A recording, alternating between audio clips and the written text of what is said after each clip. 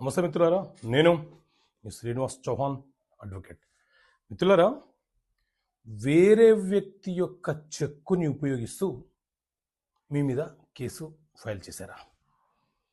So ఒక case చెప్పే ప్రయత్నం చెప్తాం మిత్రులారా. ఒక వ్యక్తి ఫైనాన్స్ చేస్తూ ఉంటాడు.